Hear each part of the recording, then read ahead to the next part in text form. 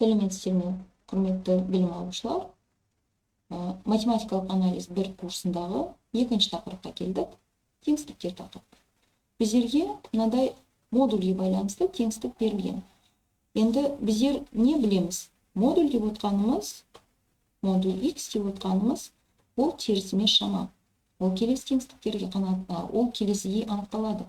Егер де x-ім теріс емес болса, онда ол x-ке тең.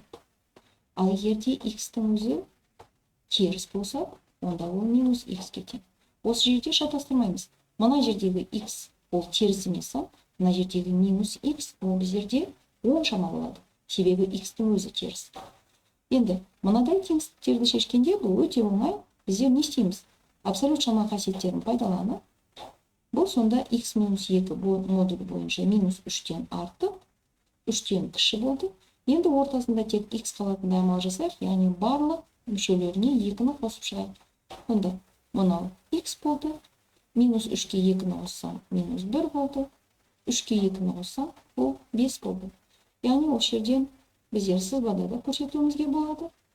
Мынау менде минус 1, мынау менде 5, x-ім бір жағынан минус 1-тен артық, бір жағынан, басқа жағынан 5-тен кіші. Яғни шешім деп отқанымыз ол мына шама болады. Яғни жауап көп біздермен мынаны да алып қалсақ болатын еді. Мендегі жауабы деп қойып, интервалдар түрінде де жазайық.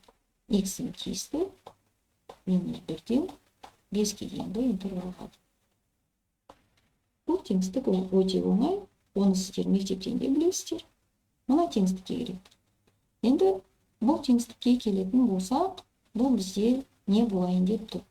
Әуелі мына x-тің квадраты минус 5-ті талдап алайық. Не болайын деп тұр? Модуль бойынша x-тің квадраты минус 5. Ол тең болады x-тің квадраты минус 5-ке, егерде x-тің квадраты минус 5 артық не тең болса 0-ден. Және ол тең минус x-тің квадраты минус 5, яғни жақшаның сыртында 5 минус x-тің квадраты.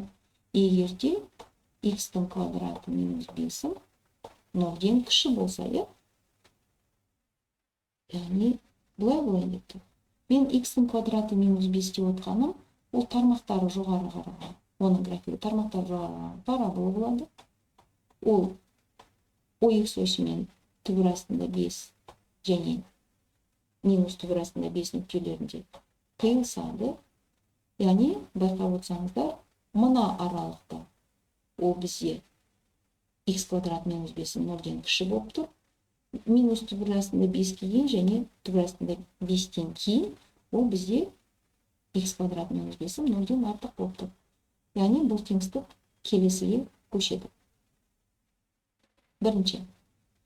Егерде x-ім тиісті болса, минус шекстіктен минус түбірдің астында 5-ке дейін және түбірдің астында 5-тен плюс шекстікке дейін берілген теңсіздігіміз бұл x-тің квадраты минус 5 артық 2-ден деген теңсіздікке ауысады.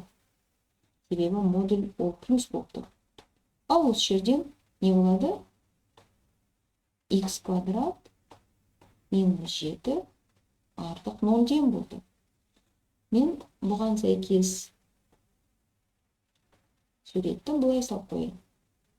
Бұл сонда тармақтары жоғары қараған парабола. Мынау менде минус түбірдің астында 5 болсын. Мынау түбірдің астында 5 болсын. Енді түбір астында 5-ім түбір астында 7-тен модулі бойынша кіші екені түсінікті. Мынау түбірдің астында 7 және мынау түбірдің астында 7. Сонда берілген теңсіздіктің шешімі мында қараңыз. Мынау түбір астында 7, мына жағы түбір астында 7. Сонда осы жерден мен бүйтіп алуыма болады. X модулі бойынша түбірдің астында 7-ден артық деп. Яғни бұл нені білдіреді? бұл деп отқанымыз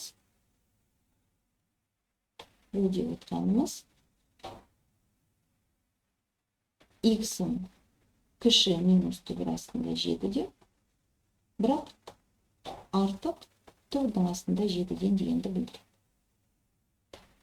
Яғни бұл жерде біздер бұл аралықта бізде шешім x-ім тиісті минус x-тіктен минус түбірдің астында 7-ге дейін және түбірдің астында 7-ден плюс x-тікке дейін болды.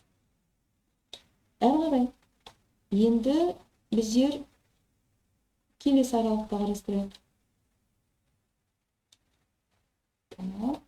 Мына есебімді мен келесі бетке ауыстыра тұрайын.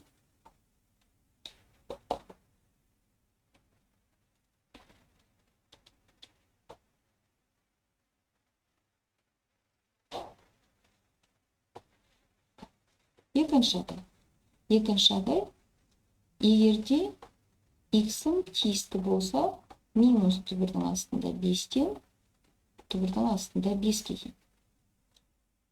Жоғарыға көз жүгіртсек, онда ол аралықта бізде модуліміз 5 минус x квадрат болады. Берілген теңістігі мынадайға көшеді. 5 минус x-тің квадраты артық 2-ден болды. Ал бұл жерден біздер x-тің квадраты кіші 3-тен дейін теңістікті аламыз. Яғни x-іміз модулі бойынша түбірдің астында 3-тен кіші. Енді мен бұған қатты тоқталмай қояйын. Яғни x-іміз тиісті болды. Ал минус түбір астында 3-тен түбір астында 3-ке дейінгі аралық, ол мына аралықтың ішкі жиыны. Сол себепті бұл жердегі шешім минус түбір астында 3-тен түбірдің астында 3-ке дейінгі аралық болды. Сонымен берілген теңістіктің жауабы ол келесідей болды.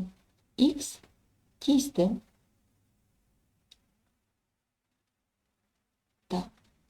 Біріншіден, минус x-тіктен минус түбірдің астында 7-ге дейін.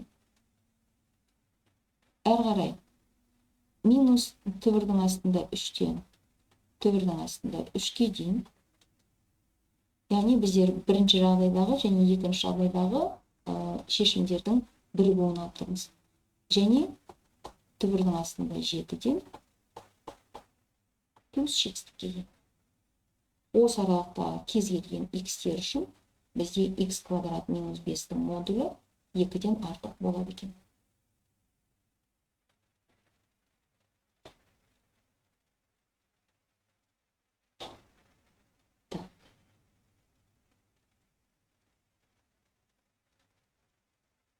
Дұрыс айттым ба? X квадрат минус 5-тің модулі 2-ден артық болады.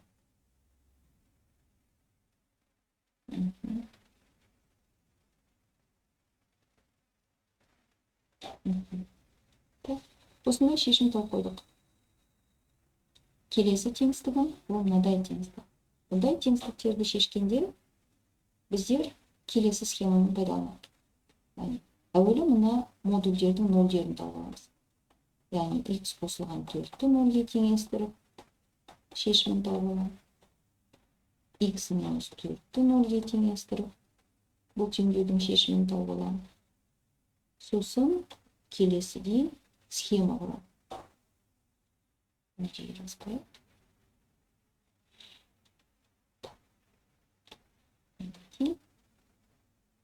Мынау менде минус 4 болсын. 4 болсын. Мына жақта біздер x қосылған 4-тің таңбасын белгілейміз. Мына жақта x минус 4-тің таңбасын белгілейміз. Мына менде x болсын. X қосылған 4-ті мен қызылмен жазып қояйыншы.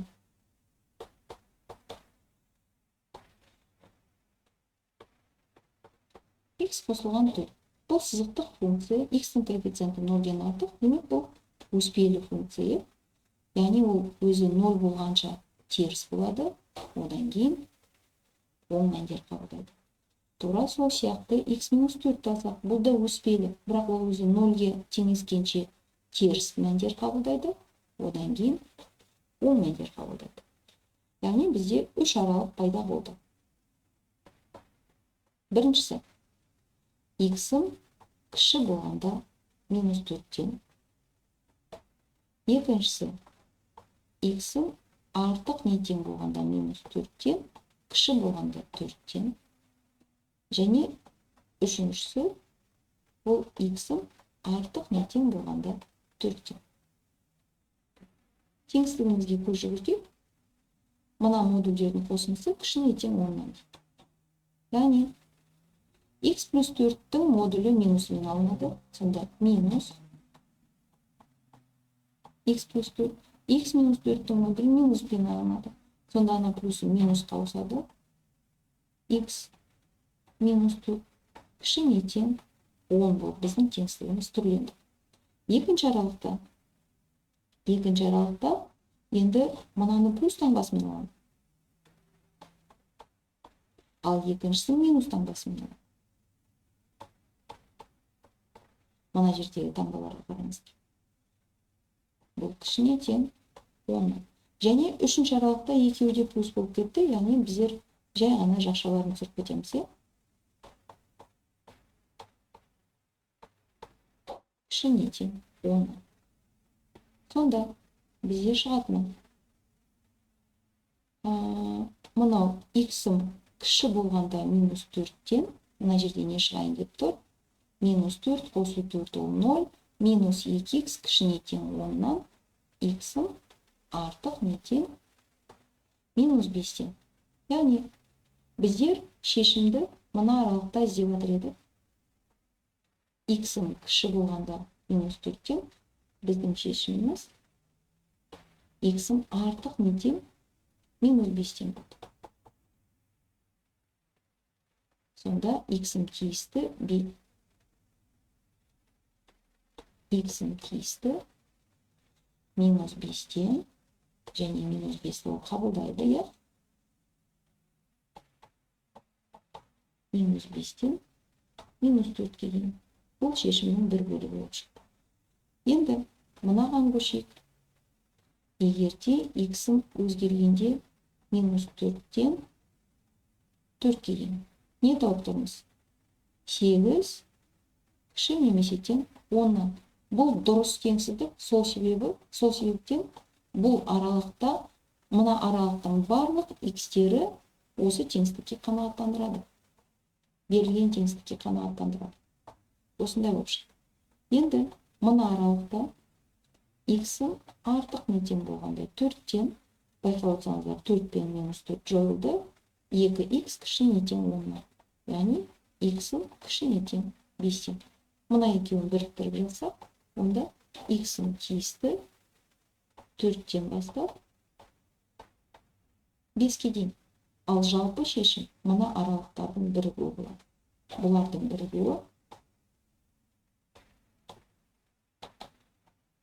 бізге келесі кесіндіні береді. Яғни минус 5-тен 5-ке дейінгі сегмент болып шықты. Осы біздер бұл теңсіздіктерді қарастырып шықтық. Назарларыңызға рахмет.